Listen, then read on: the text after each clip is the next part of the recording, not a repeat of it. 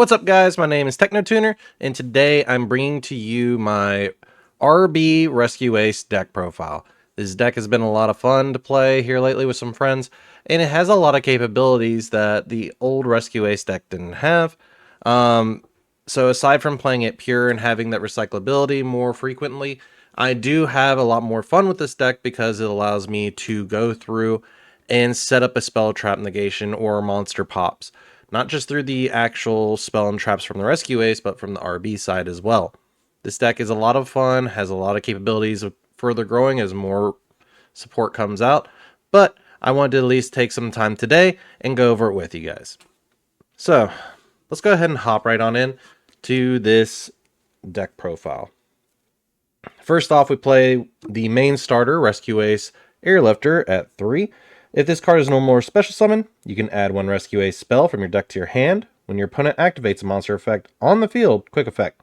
You can tribute this card from your hand or face up field. Special summon one Rescue Ace monster from your hand, except Rescue Ace Airlifter. You can only use each effect of Rescue Ace Airlifter once per turn.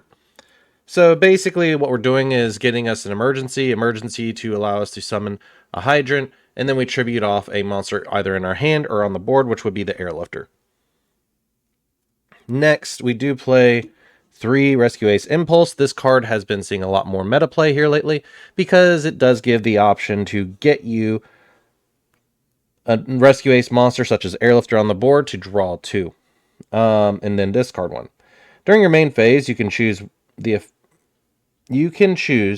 the one effect monster your opponent controls with the highest attack, your choice if tied, and neither player can activate that monster's effects on field this turn. When your opponent activates a monster effect on the field, quick effect, you can tribute this card from your hand or face up field. Special summon one machine Rescue Ace monster from your deck. This can help get you more board established than you would think, since we do play a lot of machines for this actual archetype. So, since we're playing more Rescue Ace monsters, we can also play Rescue Ace Preventer. This is basically our summonable Book of Moon that helps us play through capabilities of just flipping monsters as we need to flip them face down. You can banish one Rescue Ace monster from your graveyard, or one Rescue Ace card, then special summon this card from your hand. If you control another Rescue Ace monster, quick effect, you can target one effect monster your opponent controls, change it to face down defense position. If this card is sent to the graveyard, you can target one of your banished Rescue Ace monsters, except a level 8 monster, special summon it. So it does help you get back into the game with your Rescue Ace Turbulence and Hydrant, as you will see. Speaking of which, we do play 2 Rescue Ace Turbulence. This is the main way we set our 2 spells, 2 traps, but our main back row for the deck, so we have interaction during our opponent's turn. Next, we do have 2 Rescue Ace Hydrant.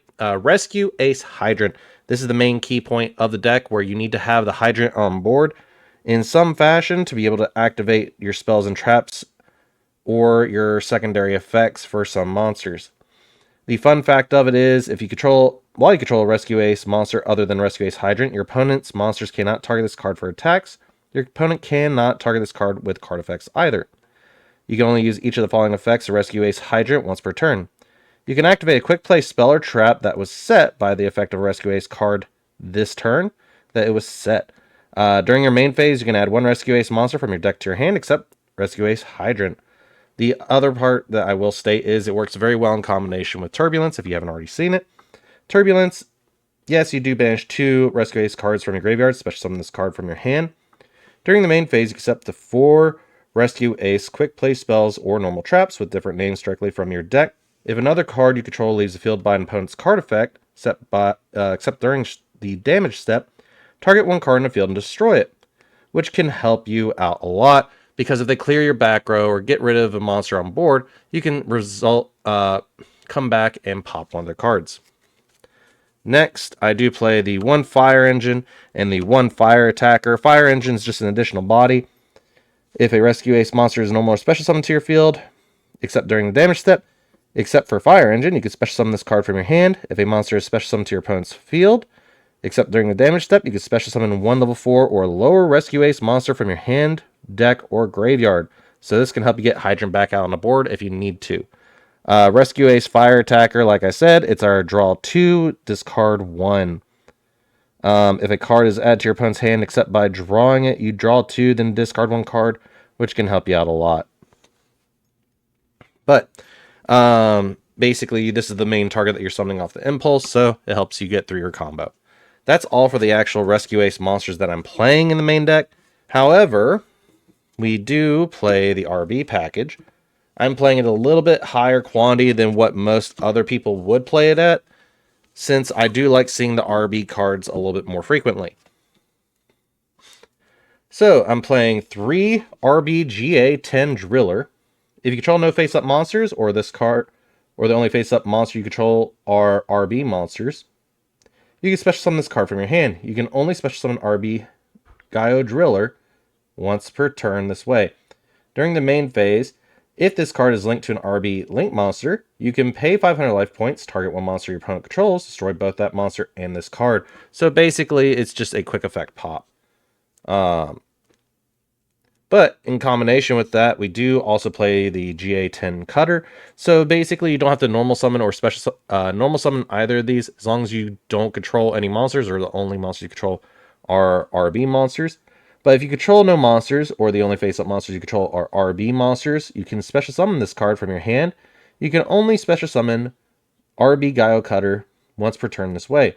When your opponent's spell or trap or card effect is activated, and this card is linked to an RB Link monster quick effect, you can pay 700 life points to destroy this card. And if you do, negate that effect, and if you do, destroy that card. Once again, that is a hard once per turn, but still, it does help a lot. Then we have the Valkan Rocket, which is a way to burn your opponent, but also pop 2 cards. So, it has the normal summoning condition of RB card. It's where if you control an RB monster or no monsters, you can special summon it from your hand. If this card is linked to an RB Link monster, you can pay 1,000 life points, target up to 2 cards your opponent controls, destroy them. Also this card, then inflict 500 damage to your opponent for each card destroyed. So since you're destroying 3, you technically inflict 1,500 damage. It is a hard once per turn as well, but still that is a pretty good payout to cause to set your opponent back a couple turns, depending on what they have on board. Then finally, for a hand trap monster, I play 3 Ash Blossom and Joy Spring.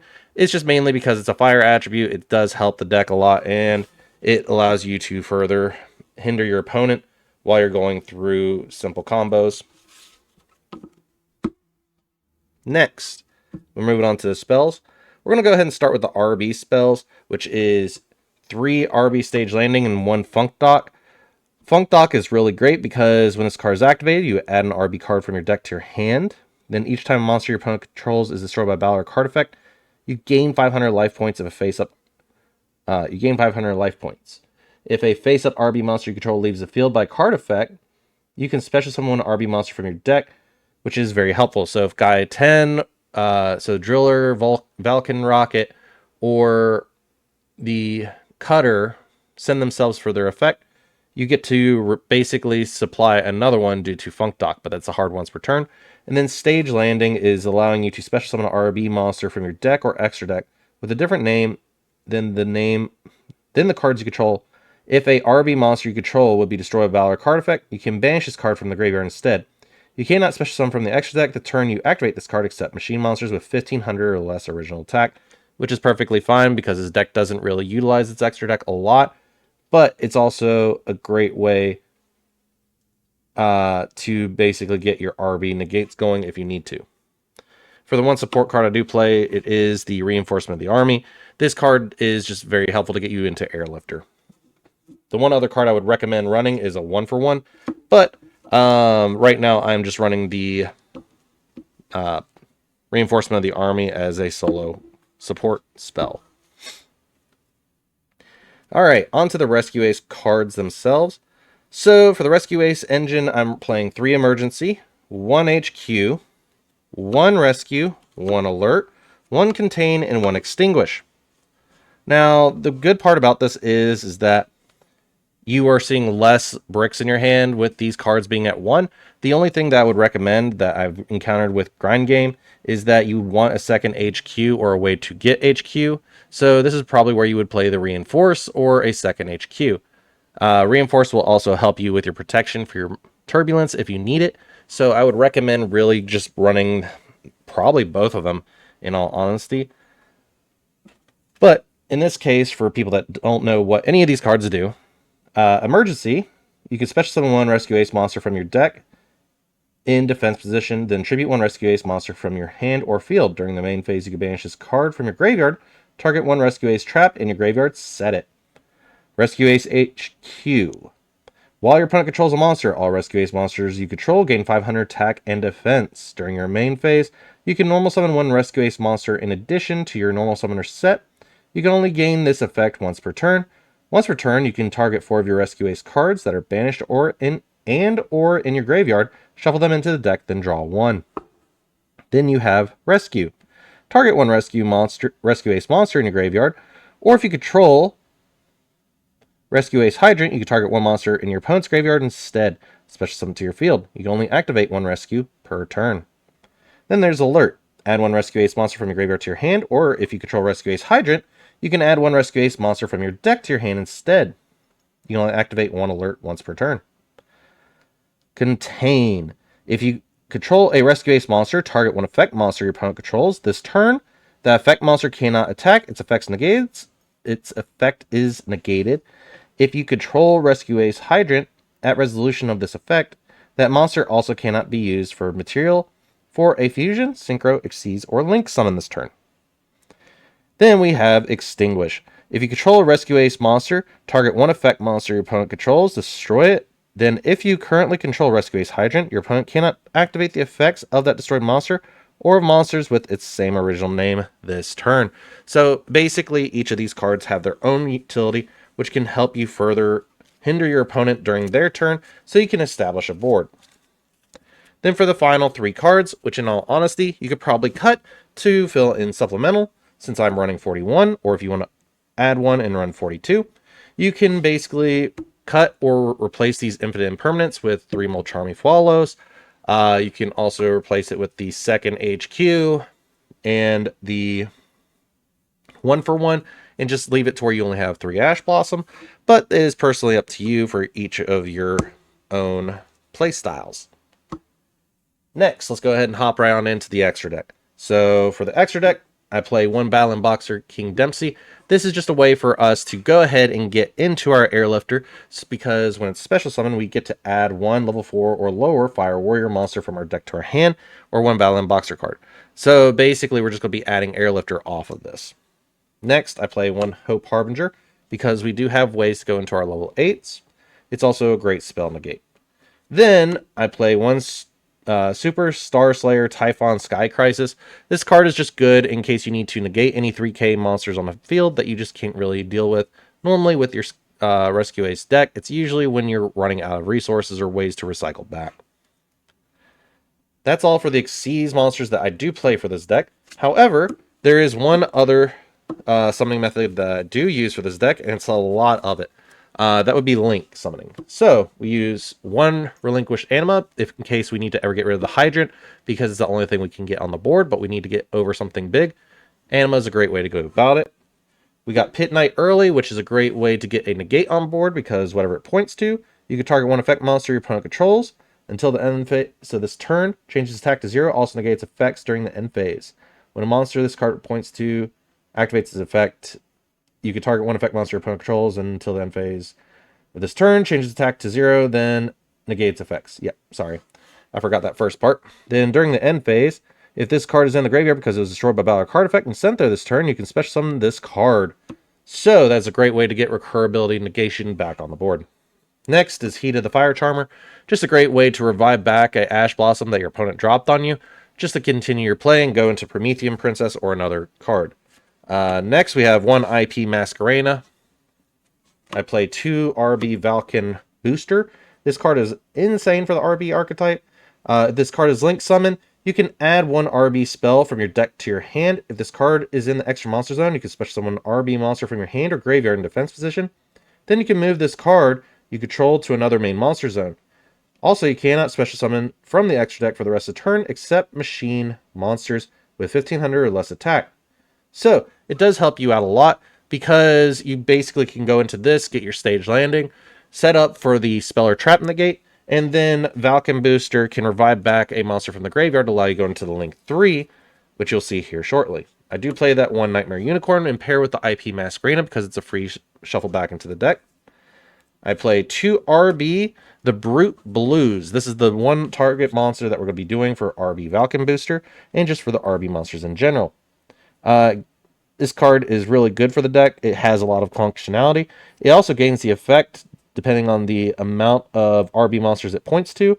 It gains attack equal to the total attack of RB monsters this card points to. Can make a second attack during each battle phase. Cannot be destroyed by battle or card effects. During your main phase, you can add 1 RB card from your deck to your hand. So, it's very helpful overall because it can allow you to further extend, set up some negation or interruption, and just keep popping off. And then depending on how many you get of RB monsters pointing to it, it can allow you to further extend and just have it to where you activate multiple effects. Then finally, I play the 1 Promethean Princess because most of the monsters are fire. Also, easy way to revive Turbulence if you need to. Then you have the Sounding Great Raging Phoenix and Ambitious Swarm Ship Amblo Whale. This is a great way to just get rid of Promethean Princess and get a way to revive it if it's destroyed, or if a Link 3 or lower is destroyed and this card's in graveyard, you can banish it and then target 1 card in the field and destroy it. So basically what you can do is Promethean Princess, target Amblo Whale and another opponent's monster, pop both of them, summon the Promethean Princess. If Promethean Princess gets destroyed, Amblo Whale then shuffles back. But the other fun fact is, if it's destroyed by Promethean Princess effect, you can revive another level 3 or Link 3 or lower, so it also gets you Pit Knight early. Overall, that's what I have for the deck, guys. I hope you did enjoy. This deck is a lot of fun to play. I will state I've had fun playing it with friends and against friends just for locals fun. And if you're looking for a cheap deck that allows you to learn more about trap interaction or board control, this deck is something I would recommend overall. Anyways, guys, I hope you have a great one, and I'll see you all in the next one. Is it okay if I'm to say I'm catching feelings from all the dealings? Am I astray? What do you say? How are you feeling? Is it the same?